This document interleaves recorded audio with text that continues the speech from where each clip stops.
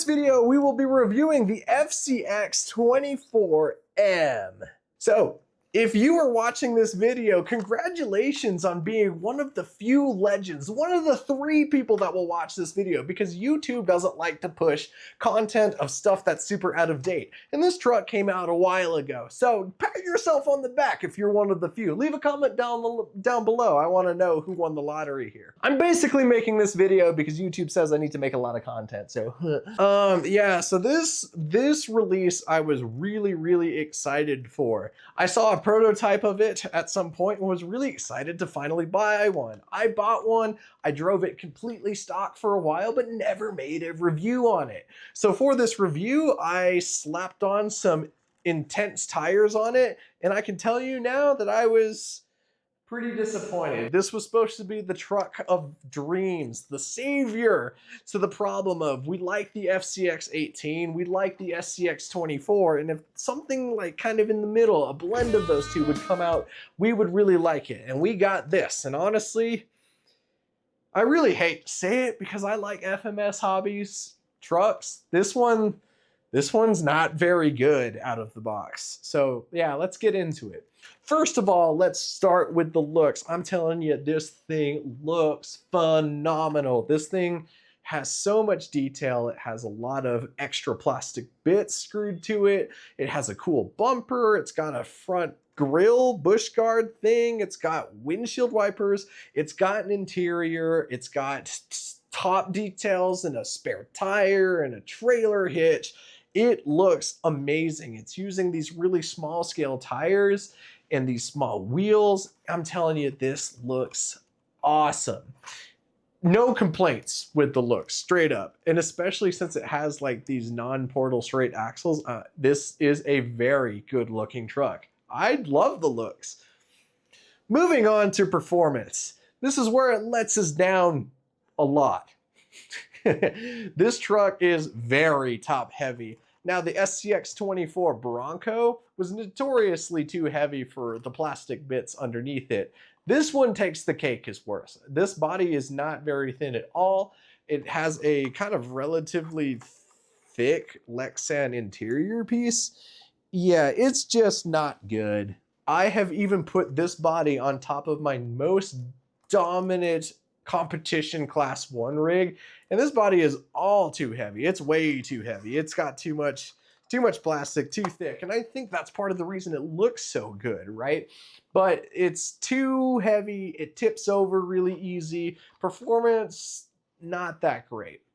Engine performance, that's another story. I love the engine and I really like the transmission that they put in this thing.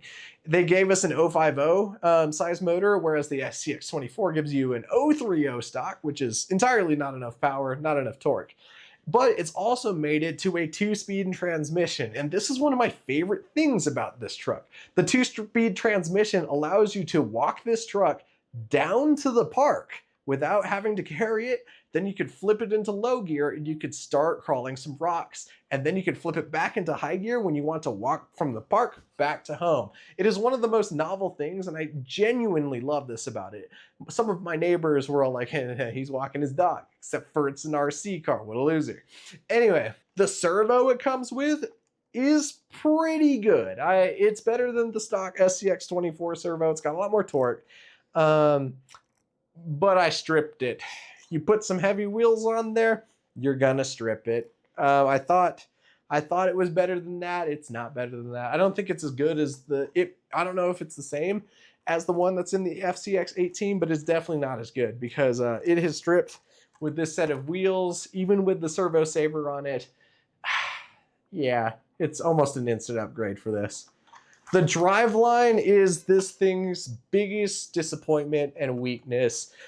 First, we stripped the differential gears pretty good, so it started acting up a little bit good. It started acting up once we put grippier tires on it, and you know, like I'm kind of used to how the SCX24, what it can handle, especially in a brush setup. Usually you could just stall the SCX24 because the brush motor, even if you move to an 050 size, isn't enough to break the driveline. Well, here we broke the rear differential and we're all like, oh no. So now it spins freely.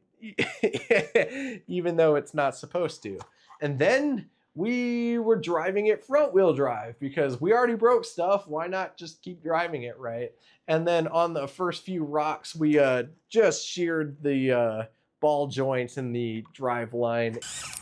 Oh! It's got no wheel drive now. It rolls just like a little Tykes car across the, across the floor. You give this to a child now. It's basically a toy truck. Yeah, and I know the FMS have addressed this with an upgraded drive shaft that they include into the box. But you almost need to upgrade the entire drive line just to drive this truck with aftermarket tires. And I think that is truly ridiculous. It is very disappointing. And even though I love FMS, I love their models, I love their FCX18 and their 18th scale axles and stuff, these straight axles and this driveline is definitely not strong enough in my opinion. So I will be repairing this truck because I do love having it in the collection, but it will be repaired with some metal components because this is not acceptable. So all in all, I don't know where to leave this review because this thing has sat on my shelf for a long time and I really enjoyed looking at it. I enjoyed driving it stock, even though it was easy to tip over. I really like that FMS went for something a little bit different than a Jeep or an 80s Toyota pickup that all the crawlers seem to be. I also really like the size of this thing. It's not huge like the FCX18, even though I think it's kind of more a 16th scale than an 18th scale, but hey, whatever. And I like the 2-speed transmission. I think they should keep it. The transmission is a high point of this vehicle. But this vehicle's reliability, its durability, once you put on tires and wheels that everyone likes to do on their truck, kind of leaves you wanting for more reliability, and it's kind of unacceptable how strong it is. I don't know what to tell you. Should you get this? Sure, you like the way it looks. There's dedicated few on the Reddits that I see that really like them. I don't know. Would I recommend it? Unless you're a hardcore hobbyist, probably not. And I really, really wanted to recommend it because I like it. So anyway, I've been Casey from Casey's Cozy Garage. Hit that like and subscribe button. We're gonna push to 2,000 subscribers because I want to quit my job. Thanks for watching. Drink some water. Take care of yourself. The world's scary out there, but I hope that you have a good day.